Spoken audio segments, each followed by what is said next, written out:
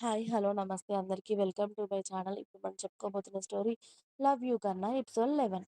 "అన్నా ఎక్కడ వదిన? ఇటువైపు రాలేదు ఈరోజు. మీ అన్న ఇప్పుడే లేచాడు లేరా, ఫ్రెష్ అయ్యి వస్తా అన్నాడు." ఓహ్! సరే అని చోటు తిన్నాక ముగ్గురు కలిసి ముచ్చట్లు చెప్పుకుంటూ కూర్చున్నారు.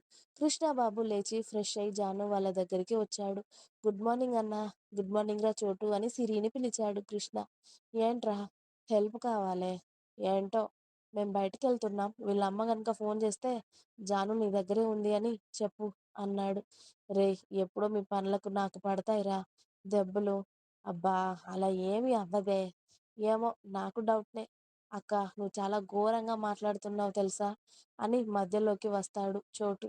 "ఇప్పుడు నీకేమైందిరా" అంది సిరి.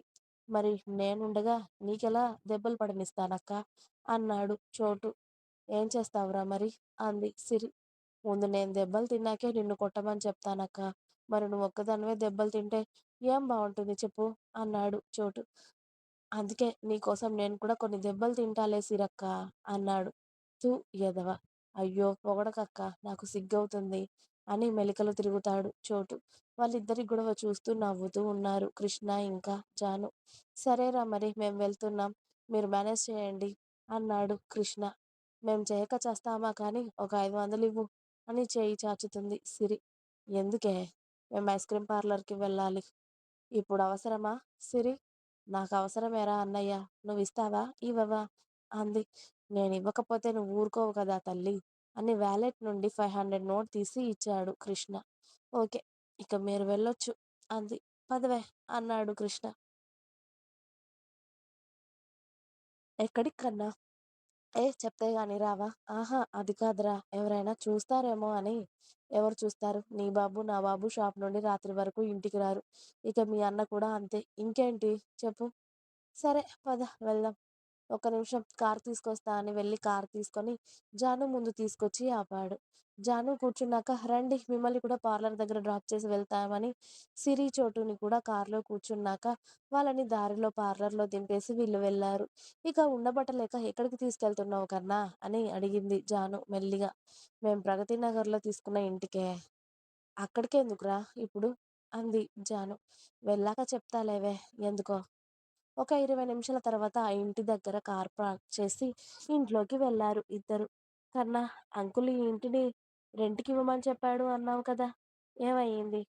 "హా! అన్నాడే. కానీ నా పర్సనల్ పనులకు ఇది యూజ్ అవుతుందని, అలాగే నీతో కలిసి ఇక్కడికి రావచ్చు అని, ఇక్కడ అయితే మనకి ప్రైవసీ ఉంటుంది అని నేనే వద్దు అని చెప్పాను. డ్యాడీ సరే అనే అన్నాడు."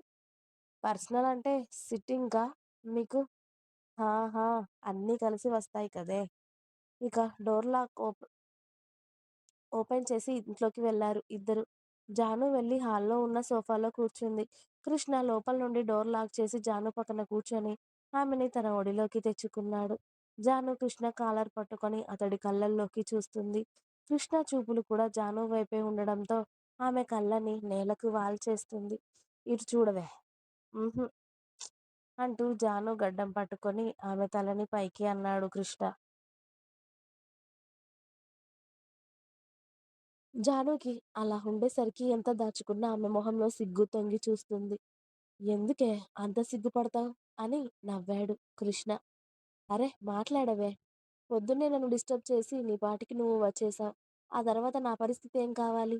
అంటూ జాను మెడ వంపులో అతడి పెదాలతో తడుముతున్నాడు. "నువ్వే కదా కన్నా కావాలి అన్నావు" అంది జాను ఆమె శరీరం అదుపు తప్పుతుంటే. "హా! కావాలి అంటే అలా కాదే. నాకు చాలా లాంగ్ డీప్ కిస్ కావాలి జాను." "నాకు అలానే వచ్చు. మరి ఏం చేయమంటావు?" "నేను పెట్టుకుంటాను కోఆపరేట్ చేయవే" అని జాను పెదాలను అందుకొని ఆమె పెదాల రుచి చవి చూస్తూ అసలు జానుకి ఊపిరి ఆడనివ్వకుండా చేశాడు కృష్ణ. జాను కిస్ మధ్యలో బ్రేక్ చేయడంతో కూల్ కూల్ అంటూ ఆమెని హత్తుకొని జాను వెన్ను నిమిరాడు. జాను కాస్త కుదుట పడ్డాక కృష్ణని చూసింది. "ఏంటే అలా చూస్తున్నావ్?" "హా" అంటూ జాను సోఫాలో పడుకునేలా అడ్జస్ట్ చేసి ఆమె మీద వాలాడు.